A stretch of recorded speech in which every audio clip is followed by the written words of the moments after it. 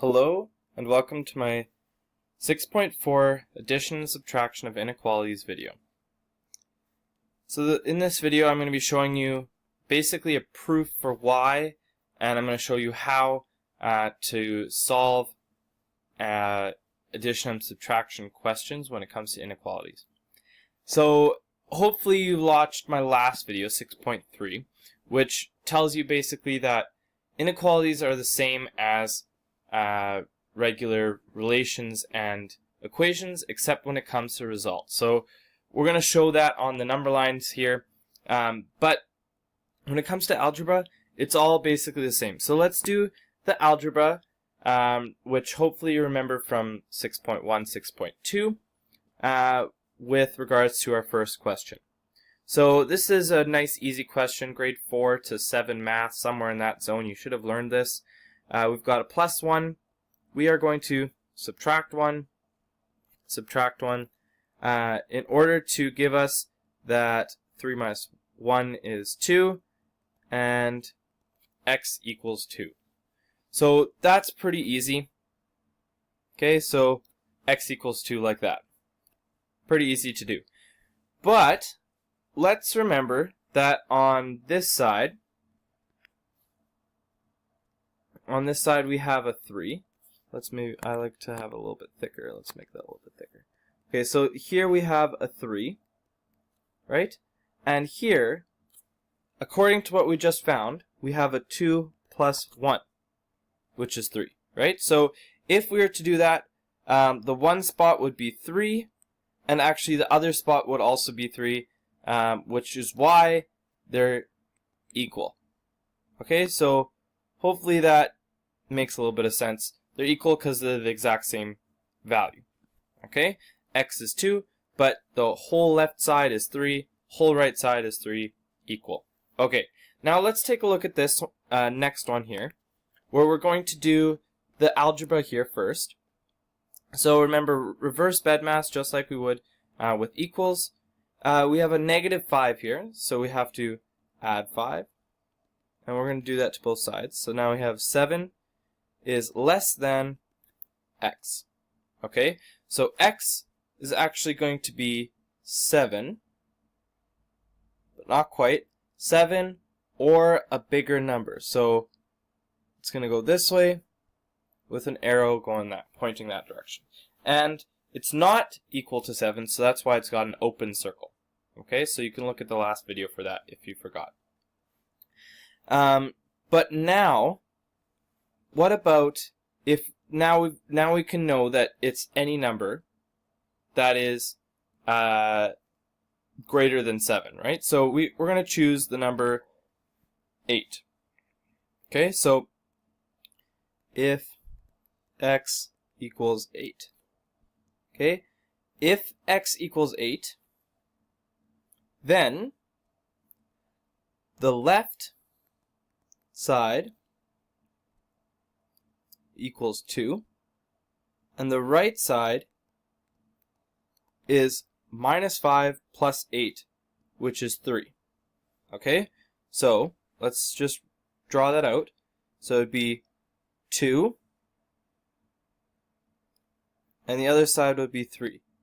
So yes, indeed, 3 is bigger than 2.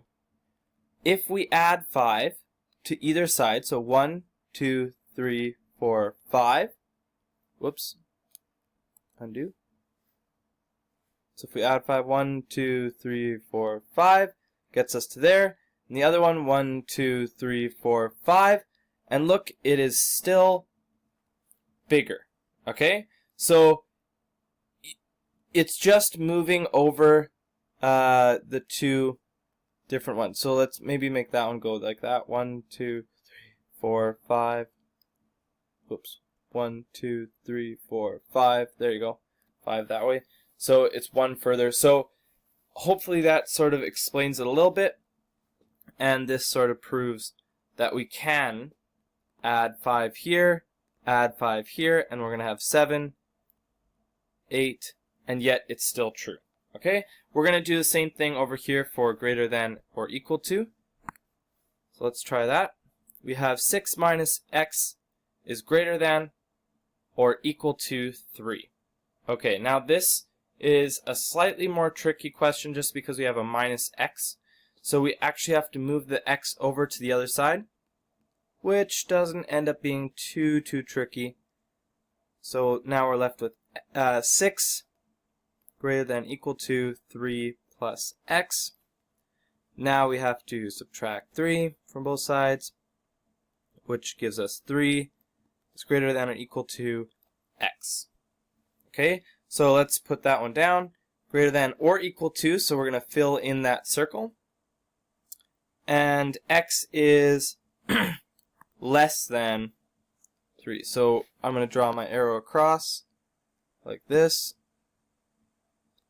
Okay, so hopefully that makes sense. I filled in the circle compared to leaving it open because it's got or equals 2. And now I'm going to prove it with a number that I'm going to choose. Okay, so let's say I choose a number like x is, well, let's go with an easy number. X is 1. Okay, so if x equals 1, the left side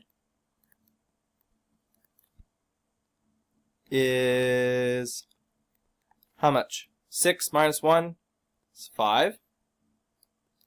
And the right side is 3. Okay? So, is that true? Well, yes, the 5 is bigger than 3. So that's true. Okay, so yes, it's true. Good. Should be, that's easy. So let's say we choose 5 and we choose, let's just say 3. Okay? Now I can move over by any number, but let's say we go minus 3 because that's the number that we had done before. So let's do that. 1, 2, 3. And this other one, 1, 2, 3. And look, this one stays. Maybe if I do it in red. The red one stays less than the purple one once it is moved over.